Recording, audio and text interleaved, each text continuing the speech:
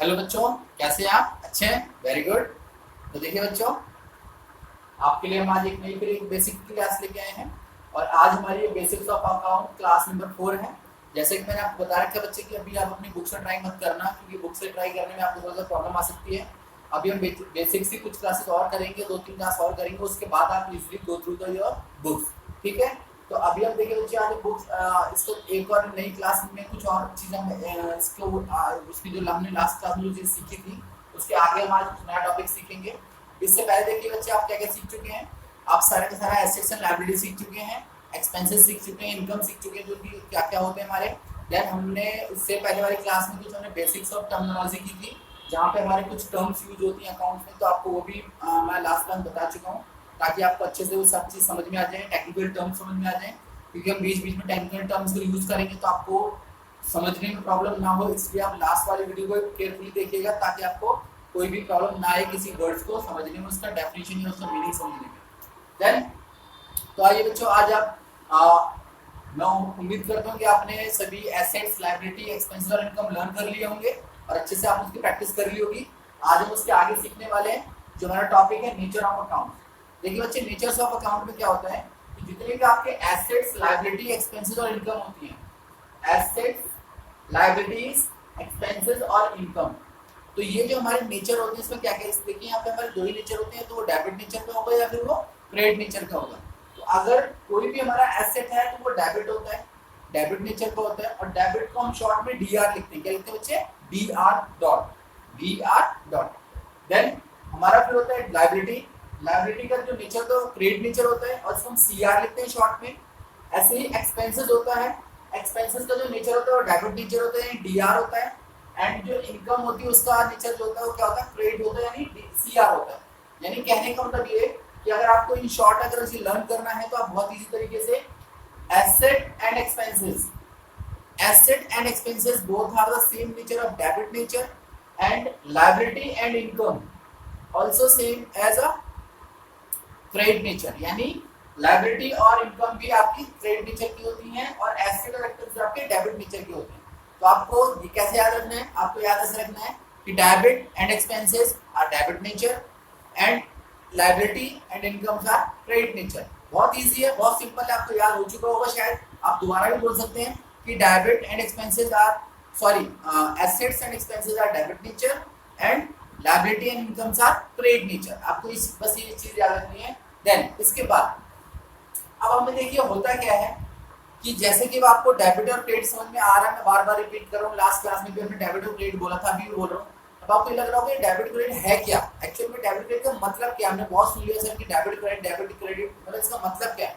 तो अच्छा देखो, डेबिट क्रेडिट का मतलब क्या है इसको मैं बताता हूँ आपको, कि उससे पहले आपको कुछ चीजें और सीखनी पड़ेंगी। एक दो चीजें, सबसे पहले आप ये सीखिए कि अगर कोई भी हमारा एसेट और एक्सपेंस है, कोई भी हमारे अगर एसेट और एक्सपेंस है, एसेट यानी land and building, plant and machinery, furniture वगैरह कुछ भी है, और एक्सपेंसेस वगैरह यानी रेंट, सैलरी, कमीशन, डिविडेंड कुछ भी है हमारा, अगर इनमें कोई सी भी चीज है अगर वो इंक्रीज होती है, मान लो इंक्रीज हो रहा है, तो वो क्या होगा?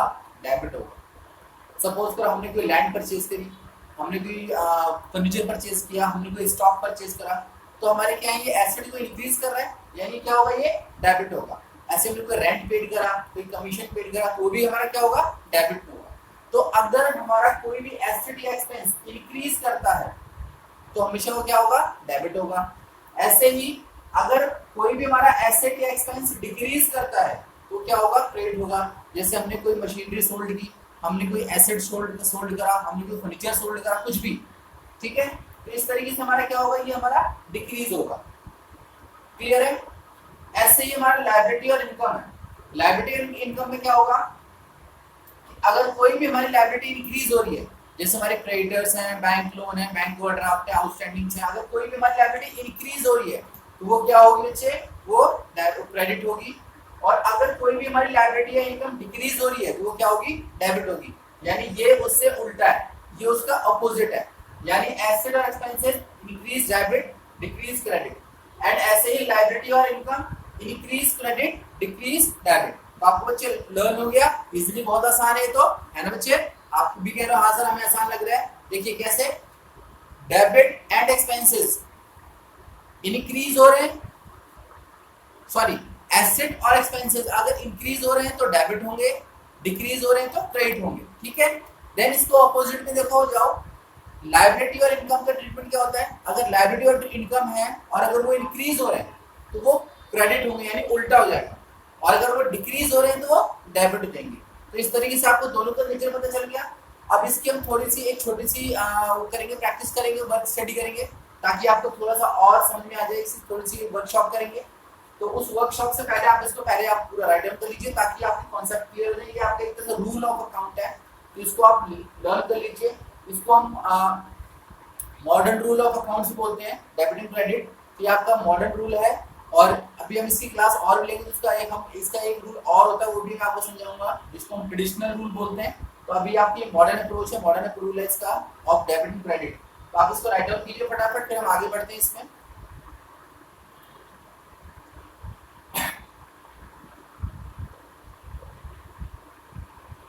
राइट डाउन कर लिया बच्चे, वेरी गुड।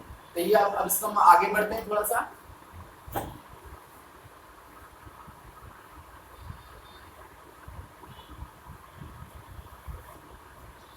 अब देखिए बच्चे, हम इसकी एक वर्कशॉप करते हैं छोटी सी, ताकि आपको और भी कॉन्सेप्ट क्लियर हो जाए इसके।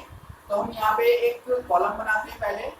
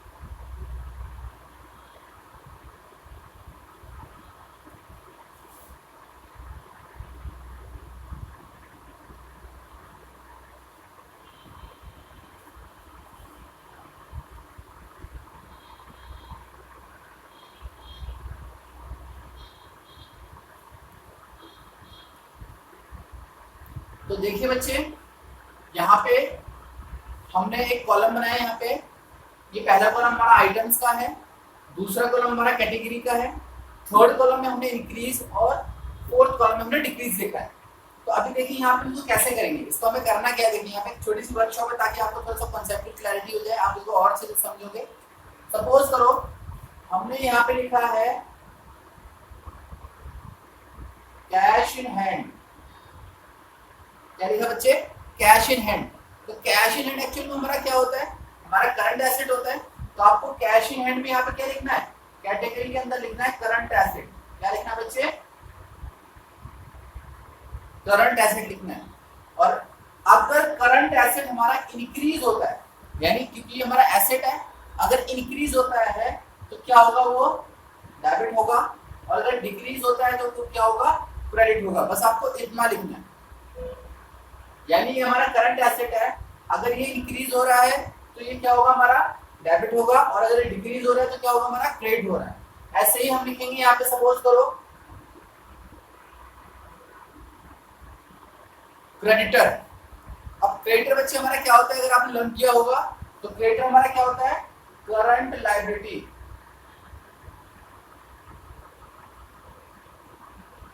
क्रेडिटर हमारा क्या होता है, करंट लायबिलिटी। और अगर करंट लायबिलिटी यानी लायबिलिटी है, और लायबिलिटी अगर इंक्रीज होती है तो क्या होती है हमारी, क्रेडिट, और अगर डिक्रीज होती है तो क्या होती है, डेबिट। अभी आपने रूल देखा था ना, उसी रूल के अकॉर्डिंग हम करेंगे। अगर क्रेडिटर हमारी करंट लायबिलिटी है, और करंट लायबिलिटी अगर इंक्रीज होगी तो क्रेडिट, और डिक्रीज होगी तो डेबिट। इसी तरह हम यहाँ पे लिखेंगे रेंट। रेंट हमारा क्या होता है बच्चे, रेंट हमारा होता है एक्सपेंस। क्या होता है, एक्सपेंस। और एक्सपेंस का जो नेचर होता है, अगर वो इंक्रीज होगा तो डेबिट, और अगर डिक्रीज होगा तो क्रेडिट। इसी तरीके से हम अगर करेंगे, यहाँ पे सपोज करो कमीशन रिसीव।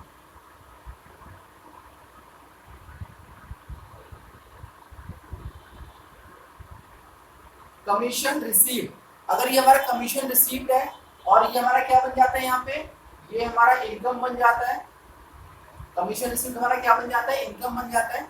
और अगर इनकम बढ़ रही है, अगर इनकम हमारी बढ़ रही है तो क्या होगी, क्रेडिट होगी, और अगर इनकम हमारी कम हो रही है तो क्या होगी, डेबिट होगी। इसी तरीके से हम यहाँ पे लिख सकते हैं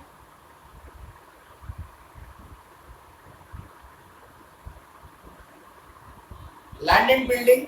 लैंड एंड बिल्डिंग हमारा क्या होगा, देखो लैंड एंड बिल्डिंग हमारा क्या होता है, लैंड एंड बिल्डिंग हमारा फिक्स एसेट होता है,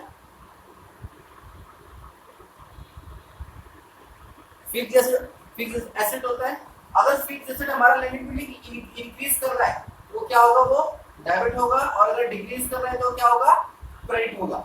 ठीक है, इसी तरीके से अगर हम बात करें,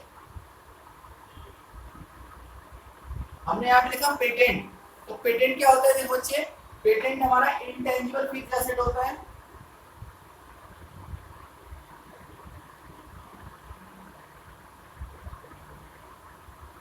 इंटेंजिबल फिक्स एसेट, और अगर हमारा इंटेंजिबल फिक्स एसेट हमारा अगर इंक्रीज हो रहा है तो वो डेबिट होगा, और अगर डिक्रीज हो रहा है तो क्रेडिट होगा, क्योंकि वो एसेट नेचर है।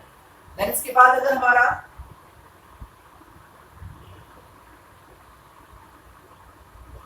आउटस्टैंडिंग सैलरी आ जाता है, आउटस्टैंडिंग सैलरी हमारी क्या होती है बच्चे, आउटस्टैंडिंग सैलरी हमारी करंट लायबिलिटी होती है, जो कि आपने आउटस्टैंडिंग मैंने बताया था। तो करंट लायबिलिटी, तो करंट लायबिलिटी हमारी कैटेगरी बन गई, और अगर लायबिलिटी अगर इंक्रीज होती है तो क्या होती है बच्चे, वो क्रेडिट होती है, और अगर डिक्रीज होती है तो क्या होती है, डेबिट होती है। इसी तरीके से हम यहाँ पर लिख सकते हैं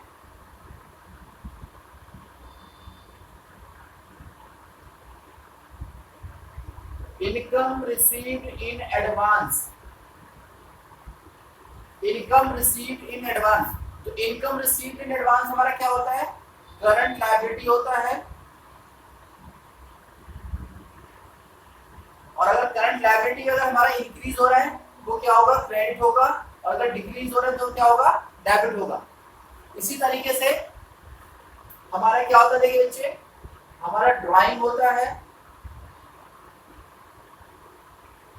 ड्राइंग हमारा क्या होता है, देखिए ड्राइंग हमारा यहाँ पे एक्सपेंस नेचर में आता है,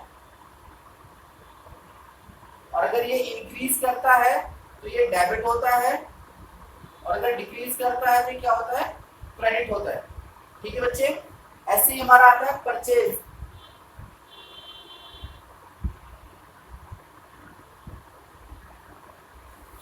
परचेज भी हमारा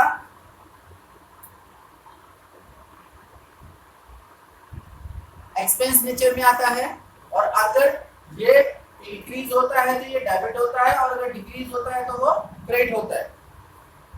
इसी तरह देखिए हमारा सेल होता है, सेल्स, सेल्स हमारा इनकम नेचर में आता है, इसको हम रेवेन्यू भी बोल देते हैं, इनकम या रेवेन्यू। तो इनकम अगर हमारी बढ़ती है तो क्या होती है बच्चे, क्रेडिट होती है, और अगर कम होती है तो क्या होती है, वो डेबिट होती है। ठीक है, इसी तरीके से अगर हमने यहाँ पे लिखा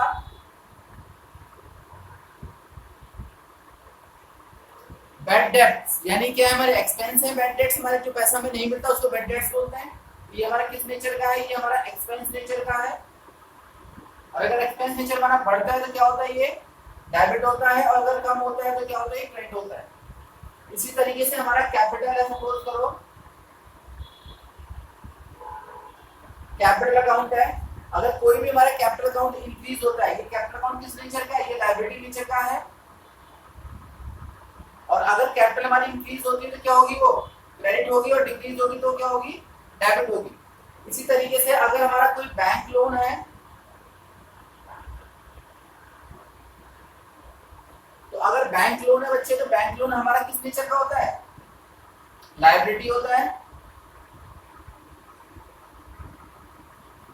और अगर लायबिलिटी होता है, अगर लायबिलिटी हमारी इंक्रीज होगी तो क्या होगी, क्रेडिट होगी, और अगर डिक्रीज होगी तो क्या होगी, वो डेबिट होगी। इसी तरीके से अगर हमारा कोई प्रीपेड एक्सपेंस है,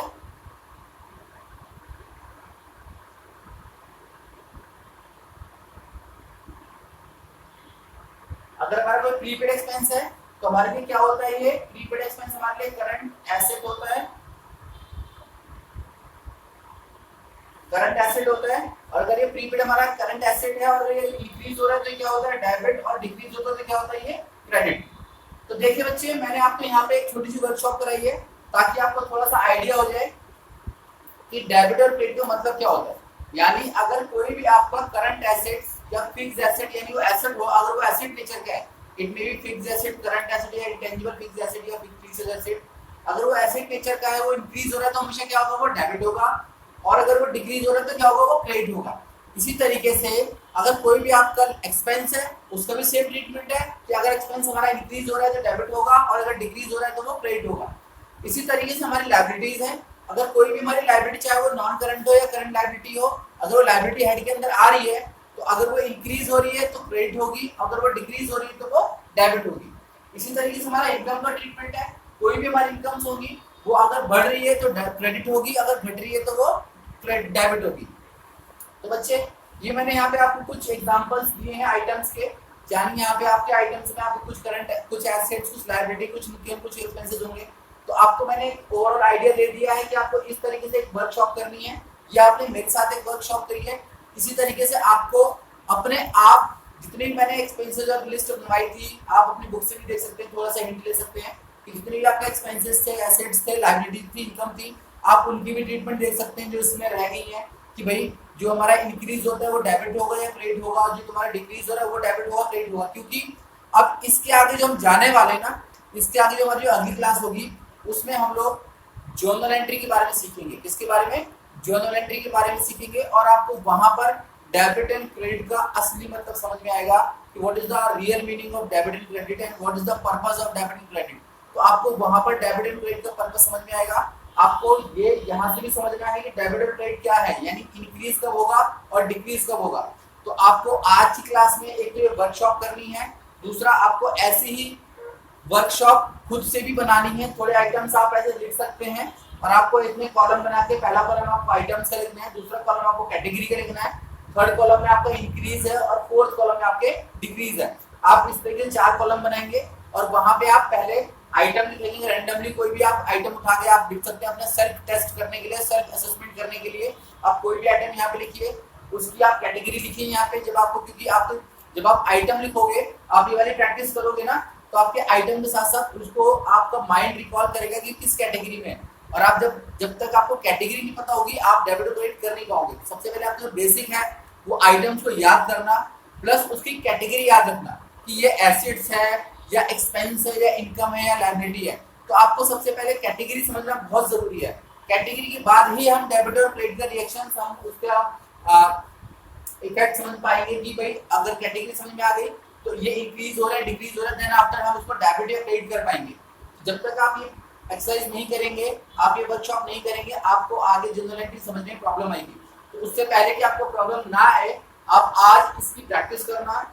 मैंने एक वर्कशॉप आपको कराई छोटी सी, आप ऐसे ही 3-4 वर्कशॉप और करना, ताकि आपके ये दिमाग में एकदम बैठ जाए, आपके एकदम टिप्स पे आ जाए। जिस दिन आपके टिप्स पे आ गए, आप इजीली अकाउंट्स को करना सीख जाओगे। तो बच्चे, मैं आज की क्लास यहीं पर ओवर करता हूँ। उम्मीद करता हूँ आपको मेरी क्लास अच्छी लगी होगी, आपको कांसेप्ट क्लियर हो रहे होंगे धीरे धीरे। और आगे आप इस तरह मेरे साथ टच में रहिए, मेरे वीडियोस को आप फॉलो करते रहिए, मेरे चैनल को आप सब्सक्राइब कीजिए। अगर कोई भी आपको कंफ्यूजन है, कोई भी आपके डाउट्स हैं, तो मेरे व्हाट्सएप नंबर 9313551673, मैं दोबारा रिपीट कर रहा हूँ, 9313551673। कौशल दीक्षित क्लासेस में आप कभी भी इसको आप कॉल कर सकते हो, मुझे मेरे कमेंट बॉक्स में आप कमेंट मार सकते हो, कर सकते हो, कोई भी सजेशन देना हो तब भी। और उम्मीद करता हूँ आप मेरे चैनल को सब्सक्राइब करेंगे, लाइक करेंगे, आल्सो कमेंट करेंगे, और इसके बाद आप अपने फ्रेंड्स में भी इसको सर्कुलेट कीजिए, प्रमोट कीजिए, ताकि वो भी इस क्लास के बेनिफिट ले सकें। टिल देन बच्चे, आप इस क्लास को एंजॉय कीजिए, वीडियो बार बार देखिए, इसकी प्रैक्टिस कीजिए। देन बच्चे, have a nice day and thank you so much.